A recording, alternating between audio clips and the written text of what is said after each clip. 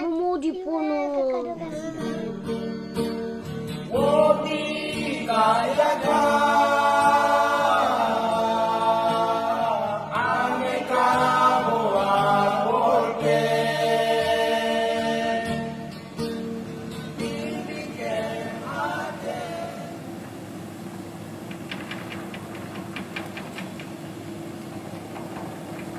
Merauke Integrated Food and Energy Estate atau MIFE merupakan sebuah mega proyek yang fokus pada perkebunan atau lahan pertanian bersifat industri.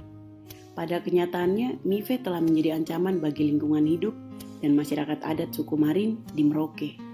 Video ini akan menampilkan bagaimana kehadiran proyek MIFE yang selalu dianggap sebagai bagian dari pemberdayaan masyarakat nyatanya menjadi medium akuisisi lahan skala besar. Ini untuk lain kali. Kalau kamu masih kerja sampai ke sana, kamu akan masuk ke daerah Bibiken. Beda di sini. Kalau orang ini muka uang, suruh masuk saja takar ruang biar tanah adat juga hancur untuk dapat uang. Kayu saja macam begini dong hitung. Kita tidak perlu begitu. Kita juga ingin supaya kita juga maju. Tapi kamu yang salah. Kamu tidak pernah datang bicara dengan kita. Lahan-lahan milik masyarakat adat beralih kepada pemilik modal, bahkan dengan nilai kompensasi yang jauh dari skala masuk akal. Di Kampung Sanegi, 300.000 hektar tanah dibayar hanya dengan 300 juta rupiah. Artinya 1 hektar tanah adat dengan masa pinjam pakai selama 60 tahun hanya dihargai Rp1.000 per hektar saja untuk sepanjang waktu konsesi. Sementara di Kampung Domande, 40.000 hektar tanah dikompensasi sebesar 3 miliar rupiah. Artinya 1 hektar tanah dibayar seharga 75.000 saja dengan masa pinjam 35. Dengan modal pas-pasan, tanah skala luas tersebut dalam sekejap mata berpindah penguasaannya. Ketidakadilan ini tidak berhenti di situ saja. Konsentrasi aliran keuntungan ekonomi kayu di Sanegi misalnya berlangsung sangat brutal.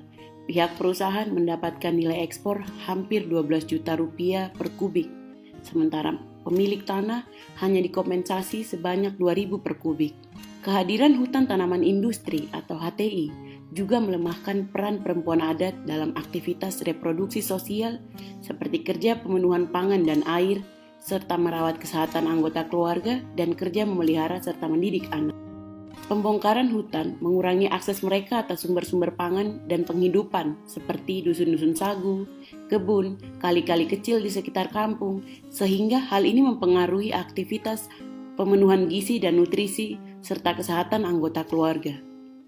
Perempuan pun mau tak mau terdorong masuk dalam sirkuit ekonomi kayu, baik secara langsung sebagai tenaga bantuan tanpa upah dalam kerja leles maupun tidak langsung sebagai penyedia pangan dan perawat anak-anak di dalam situs hutan tanaman industri.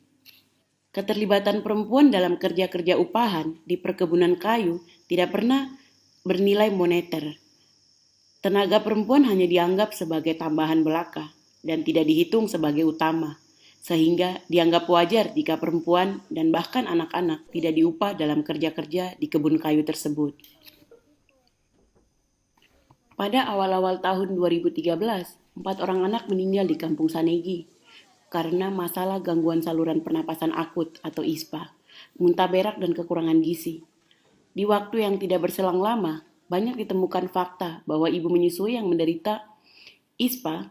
Penyakit ini memungkinkan besar disebabkan oleh masifnya konsumsi tembakau dan pinang di kalangan perempuan sebagai cara untuk menunda lapar. Yang tak kalah mengejutkan adalah temuan indikasi penyakit HIV/AIDS di 3 orang perempuan di kampung. Ini berkaitan erat dengan pembukaan kem-kem di perkebunan yang kemudian menciptakan permintaan tinggi terhadap layanan seksual berbayar.